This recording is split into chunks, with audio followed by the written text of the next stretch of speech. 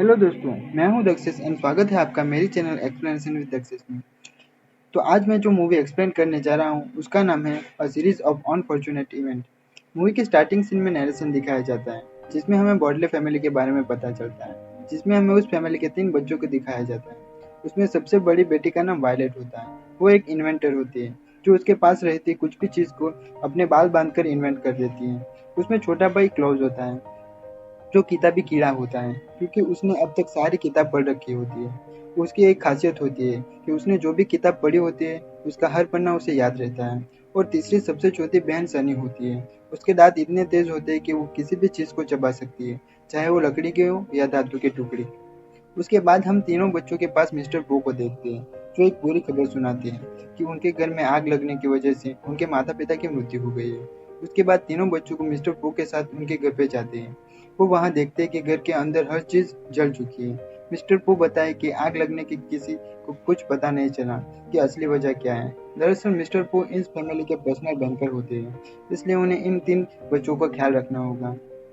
अब मिस्टर पो 3 बच्चों को सबसे नज़दीक के गार्डियन के पास लेके जाते हैं। वो लोग एक अजीब से घर में पहुंचते हैं जो दिखने में बेहद ही डरावना होता है।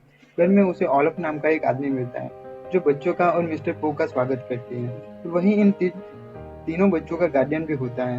ओलफ एक ड्रामा एक्टर है। हमें यहाँ पता चलता है कि ओलफ बेहद ही लालची इंसान है जो बच्चों की प्रॉपर्टी को लेना चाहता है, और वो सारी प्रॉपर्टी वायलट के 18 साल होने के तक बैंक के अथॉरिटी के अंदर रहेगी। मिस्टर वो बच्चों को ओलफ के पास छोड़कर चले जाते हैं। यहाँ हम देखते हैं कि इस घर में हर तरफ गंदगी छाई हुई है। यहाँ एक सीक्रेट टावर भी है जहाँ एक ओलफ बच्चों को जाने के लिए मना करता है। ओलफ बच्चों को सबको अलग अलग काम देता है जिसमें कपड़े धोना, बर्तन धोना, खाना बनाना और झाड़ू पोछा करना होता है। बच्चों को ना चाहते हुए भी ये काम करना पड़ता है। थोड़ी देर बाद ओलफ के दोस्त आते हैं जो बेहद ही अजीब होते हैं, जिनके डिनर की जिम्मेदारी बच्चों को देकर ओलफ ड्रामा की प्रैक्टिस के लिए चला जाता है। बच्चों को पूरे किचन में मरे हुए चूहों और कीड़ों के सिवाय कुछ नहीं मिलता था। खाने की कोई चीज उसे नहीं मिलती। बेहद ही मुश्किल से वो पास्ता बनाते हैं। पास्ता देखकर ओलफ बहुत ही गुस्सा करता है कि उसने उन्हें कहा था कि मिल बनाए, और ओलफ को थप्पड़ देकर वो चला जाता है। फिर तीनों बच्चों बहुत ही दुखी हो जाते हैं क्योंकि थोड़े दिन पहले ही उनके पेरेंट्स की मृत्यु हुई थी। ओलफ भी उनके साथ अच्छा बिहेव नहीं कर रहा होता है। दूसरे दिन ओलफ कोर्ट में ये साबित कर देता है कि बच्चों का लीगल गार्डियन बनने के लायक है, और कोर्ट भी उसे लीगल गार्डियन बना देती है। कोर्ट से निकलकर वो कार को लॉक करके बच्चों के साथ ही रेलवे ट्रैक पर छोड़ देता है ताकि वो तीनों बच्चे मर जाए और लीगल गार्डियन होने की वजह से सारी प्रॉपर्टी ओलफ को मिल जाए। जब बच्चों को ये पता चलता है कि इस ट्रैक पर गाड़ी आने वाली है तब वो मिस्टर पो को फोन करके बताते हैं, लेकिन मिस्टर पो के पास उनकी आवाज़ ठीक से नहीं पहुंचने की वजह से वो बात नहीं समझ पाती। तभी वायलेट को एक आइडिया आता है और वो ऐसा इंस्ट्रूमेंट बनाती है जिसे फेंक कर वो ट्रेन को ट्रैक चेंज कर सकती है, और ट्रेन आने से पहले उस इंस्ट्रूमेंट की हेल्प से ट्रेन का ट्रैक चेंज कर देती है और उन सबकी जान बच जाती है। उसी समय मिस्टर को वहां पहुंच जाते हैं तो ये सोचते हैं कि ओलफ ने बच्चों को कार चलाने की परमिशन दे रखी है। बच्चे बताते हैं कि ओलफ ने उन्हें मारने की कोशिश की है, लेकिन वो बच्चों की बात पर ध्यान नहीं देते क्योंकि मिस्टर पो को लग रहा था कि ओलफ ने बच्चों को कार चलाने की परमिशन दे दी। वो एक गैर जिम्मेदार वो एक गैर जिम्मेदार गार्डियन है, इसलिए वो बच्चों को लेकर उसी वक्त दूसरे गार्डियन के पास चला जाता है जिसका नाम मोंटेगो मैरी होता है। उन्हें सांपों को पालने का बहुत शौक था। उनके पूरे घर में अलग अलग तरह के जानवर थे। वो बच्चों को बताते हैं कि वो जानवर से कितना प्यार करते हैं। वो बच्चों को 2 मुंह वाला सांप, 3 आंखों वाला मेंढक और एक ब्लैक पैंथर सांप भी दिखाते हैं जो किसी को कुछ भी नुकसान नहीं पहुंचा सकता। रात को मोंटेगो मैरी बच्चों को गाना भी सुनाते हैं। उनके अच्छे बिहेवियर से बच्चे में यहाँ पे बहुत खुश थे और बताते हैं कि हमारे माता पिता भी हमें यही गाना सुनाया करते थे। फिर अगले दिन मोंटेगो मैरी के पास उनका असिस्टेंट सेपेनो को हुलिया बनाकर ओलिव पहुंच जाता है, लेकिन बच्चे उन्हें पहचान लेते हैं और उन्हें पता चल जाता है कि वो यहाँ उन्हें मारने के लिए आया होता है। इसलिए वो मोंटेगो मैरी को इशारा करते हैं जिसे वो समझ नहीं पाते हैं। उस टाइम बच्चों को आइडिया आता है और वो सांप के ऊपर कुछ साइन बनाकर मोंटेगो मैरी के पास भेजते हैं। उस साइन को देखकर वो समझ जाते हैं कि ये स्टीफन नहीं, कोई बहरूपिया है, लेकिन अब बहुत देर हो चुकी थी। जब बच्चे अगले दिन मोंटेगो मैरी को ढूंढते हैं तब मोंटेगो मैरी मर चुके थे। जहां पुलिस के इन्वेस्टिगेशन और स्टेपो ने बने हुए ओलफ की गवाही से पता चलता है कि ब्लैक पैंथर सांप ने ही मोंटेगो मैरी को मारा है, पर बच्चे बताते हैं कि वो सांप इतना अच्छा है कि कभी किसी को नहीं मारता।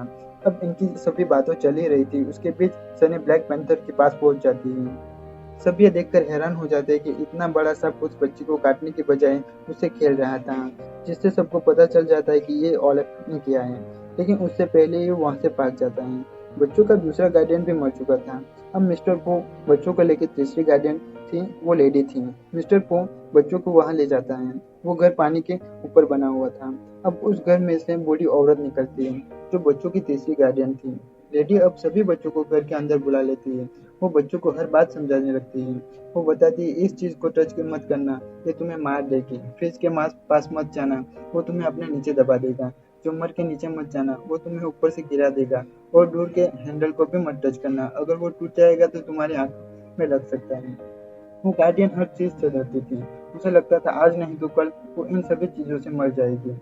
इसकी वजह से वो बहुत कम घर से बाहर जाया करती थी। अब वॉयलेट पूछती है, क्या आप आपको पता है हमारे माता पिता की मौत कैसे हुई, घर में आग कैसे लगी? लेकिन वो गार्डियन उन्हें कुछ भी नहीं बताती। वो बच्चों को एक एल्बम दिखाती है, जिसमें उसकी पुरानी पिक्चर और पुरानी मेमोरीज थी। बच्चे देखते हैं कि लेडी बहुत ब्रेव हुआ करती थी। तभी वो लोग एक ऐसी पिक्चर देखते हैं जिसमें एक बहुत बड़ा ग्रुप था। वॉयलेट उस लेडी को पूछते हैं, क्या आप मेरे पेरेंट्स को जानती हैं? मेरे पेरेंट्स आप लोगों के साथ कहाँ रहते थे? और इस पिक्चर में वो उसके दूसरे गार्डियन को भी देखते हैं, जिसको ओलिव ने मारा था। पर तभी वो लेडी वो एल्बम ले लेती है और उसके बारे में बात नहीं करती। उसके बाद वो लेडी उन बच्चों को एक रूम में लेकर जाती है, जहाँ पर एक बहुत ही बड़ी कांच की खिड़की थी। वो खिड़की से बहुत बड़ा समुद्र दिखाई देता है। वो यहाँ अपने हस्बैंड की मौत के बारे में भी बताती है कि कैसे उसकी मौत हुई थी और उसके हस्बैंड को जो खा लिया था। दूसरे दिन बच्चे अपने गार्डियन को लेकर मार्केट जाते हैं। यहाँ एक आदमी आ जाता है। ये ओलिव था, जिसने कैप्टन का रूप ले लिया था। ओलिव उस लेडी से मीठी मीठी बातें करके अपनी बातों में फंसा लेता है। बच्चे समझ जाते हैं कि ये ओलिव है, जो उनको मारने आया है। वो अपने गार्डियन को बताते हैं कि ये ओलिव है, जिसने हमें मारने की कोशिश की है और हमारे गार्डियनों को भी मार दिया है और हमें मारने के लिए आया है। लेकिन वो लेडी उनकी बात नहीं सुनती और कैप्टन पाइन ओलिव को अपने घर लेकर आती है। घर पहुंचकर बच्चे अपने गार्डियन को ढूंढते हैं, पर वो दिखाई नहीं देती। वो देखते ही वही शीशे वाली खिड़की टूट गई है और वहाँ पे बच्चों को कई एक सुसाइड नोट मिलता है। वो जब नोट पढ़ते हैं तो उन्हें पता चलता है कि इसमें काफ़ी ग्रामेटिकल मिस्टेक थी। लेकिन बच्चों को पता था कि उनकी गार्डियन कभी ग्रामेटिकल मिस्टेक नहीं करती थी। यहाँ पर क्लोज को बुक्स के बारे में बहुत नॉलेज थी। वो वॉयलेट को बताता है कि अगर ग्रामेटिकल मिस्टेक करता है तो उसका मतलब यह है कि वो हमें कुछ बताना चाहता है। गार्डियन हमें कुछ बताना चाहती है। बच्चे पता कर लेते हैं कि यहाँ पे लेडी ने एक केव का नाम लिखा है और वो उसमें छुपी है, मरी नहीं हुई है। उसके बाद वहाँ पे एक बड़ा सा तूफान आता है। हर तरफ से हर सामान उड़ रहा था, जैसा कि गार्डियन ने बताया था, बिल्कुल वैसा ही हो रहा था। गैस की टैंक लीक होने की वजह से किचन की गैस निकलने लगा था। उसकी वजह से दरवाजे का हैंडल टूटने वाला था और उनकी आंखों में लगने वाला था। तूफान की वजह से फ्रिज भी उनके ऊपर गिरने वाला था। वो बच्चे तूफान से बचने के लिए वहाँ पे लेट जाते हैं। तूफान बंद होने पर उसे पता चलता है कि अभी तक वो लोग जिंदा है, लेकिन उसका घर 2 पार्ट में बच चुका है। वो अब एक लकड़ी के टुकड़े के सहारे पर खड़ा हुआ था। अब वो एक भारी चीज को उस लकड़ी पर फेंकते हैं, ताकि वो लकड़ी का टुकड़ा जुड़कर दूसरी तरफ जा सके और वो कूद कर बाहर निकल जाते हैं। बाहर आकर वो एक बोट में बैठते हैं। वो गुफा के पास जाने लगते हैं, जहाँ पर उनकी गार्डियन छुपी हुई थी। गुफा के अंदर जाकर वो उनके गार्डियन की आवाज देते हैं और उनकी गार्डियन वहाँ पे आ जाती है। बच्चे पूछते हैं कि आपके साथ क्या हुआ था। वो लेडी बताती है कि वो आदमी बहुत बूढ़ा था, बहुत ही बेरहम था। उसकी जबरदस्ती वो उसने नोट लिखवाया था। बच्चे कहते हैं कि हम आपको लेने आए हैं। गार्डियन ने पहले तो मना करती है, लेकिन फिर वो बच्चों के पास साथ जाने के लिए रेडी हो जाती है। अभी वो समुद्र के बीच पहुंचे ही थे कि तभी चौंक उनकी बोट पर हमला कर देती है और उनकी बोट के अंदर आने वाली थी। तभी उनकी तरफ एक बोट आती है। सभी उस बोट से हेल्प के लिए चिल्लाने लगते हैं। ये बोट किसी और की नहीं, ओलिव की थी। वो फिर से बच्चों के पास आ गया होता है। वो गार्डियन के हाथ पकड़कर कहता है, मैं तुम्हें छोड़ दूंगा।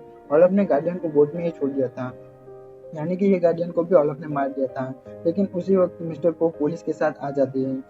यहाँ पर बच्चे बताते हैं कि ओलिव ने उनके गार्डियन को फिर से मार डाला है और हमें भी मारने वाले थे, लेकिन मिस्टर पो उनकी बात नहीं सुनते।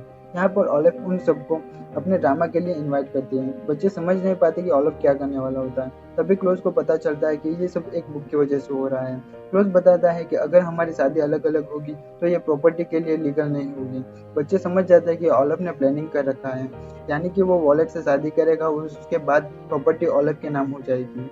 वॉलेट उसे शादी के लिए मना कर देती है और कहती है कि मैं कोई भी तुम्हारे इस ड्रामा पे यकीन नहीं करेगा, क्योंकि शादी लीगल जज के सामने होगी तभी शादी मानी जाएगी।